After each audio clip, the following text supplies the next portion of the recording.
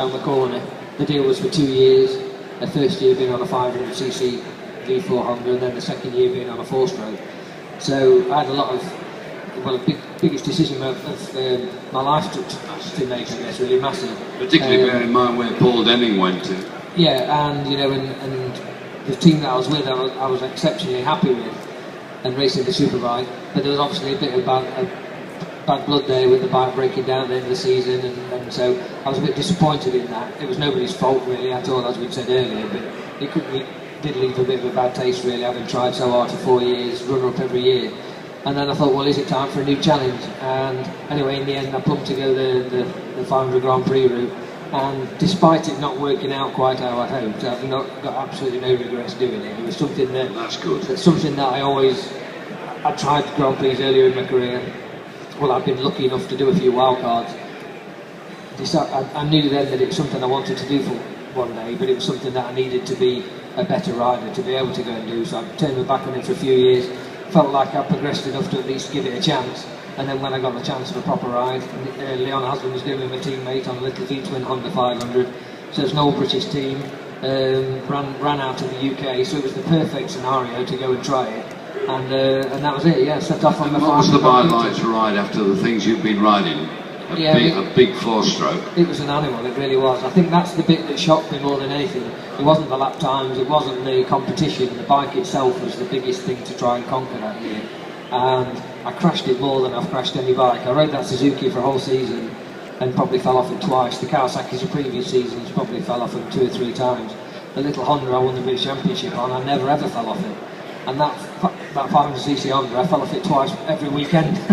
So it really was a bit of a beast, and it got to the point where walking out of the garage to get onto it felt like walking the plank. You didn't really know what was going to happen next. But I really enjoyed the time that I spent on the bike, just kind of being part of the GP circus. But I didn't do a great job on it. I didn't gel with it really very quick. And as you've seen with riders that have gone to Grand Prix since then, really, you don't really get much of a chance if you don't arrive on the scene and do something good. Especially the UK riders, it seems. If you don't make a bit of a hit instantly, no money. There's not the backing for you. So basically, you're in and then you're out. It happened to Hodgson after me and a few other guys, even Tozen to a certain extent. And I think we're very lucky now that we've got Crutchlow going like he's going, because he looks like he's there to stay, which is great. But no, it was tough. And basically, 2/3 of the way through the year, both me and the team decided it was probably better if I went off and did something else. Me for safety reasons, because I was beaten up all year, then financially because I was crashing the bike everywhere. I couldn't believe how expensive bits were for the bike. It wasn't the best funded team, it wasn't quite what it seemed when I signed for them. And then was it a 2-year deal you were on? Yeah, it was a 2-year deal that I got with them, but the team hadn't got the backing from Shell that they'd originally been pledged, and so they were struggling to pay the bills for Honda. Then the support stopped, and it just made it hard work. Did you get paid all right? No, I didn't. I mean, to be honest, the motorbike racing, it is all a lot. Even today, a lot of it's on the back of a fag packet when it comes to your contracts and things. And it was the biggest contract I'd ever signed, and I literally saw a tenth of what I should have got. So did they provide you with a motorhome to travel around in, or did you have to find that yourself? No, that's always the sort of thing that you've had to do yourself, really, from the UK. I mean, even in BSP nowadays, everybody's got a motorhome. I've always had quite, I was lucky enough early on to get sponsored by Brownells, the local company just up here. They supplied with motorhomes for many, many years. I've got my own now, an older one. Now we've got a little baby girl, she makes a mess. I daren't have somebody else's in case she wrecks it, starts covering on the seats and stuff. But no, it was a tough year, but a character building one. Yeah. And I basically finished that season just doing bits and bobs on different bikes.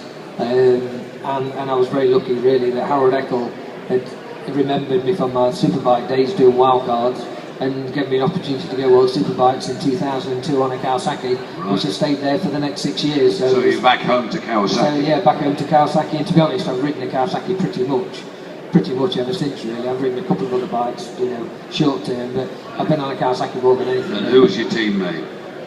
Teammate there was, I replaced Gregorio Lavia, and my teammate was a lad called Izitsu, straight out of Japan.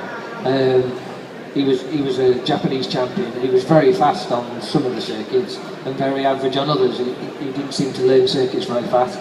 And I managed to, it was at the time where the twin cylinders were ruling the roost, and they were allowed to be 1000cc. We were only allowed 750, so you were up against it. But for our first year of World Superbikes, to learn the new circuits, it was an ideal opportunity because you didn't have the pressure on you quite the same as I would have done on one of the big bikes.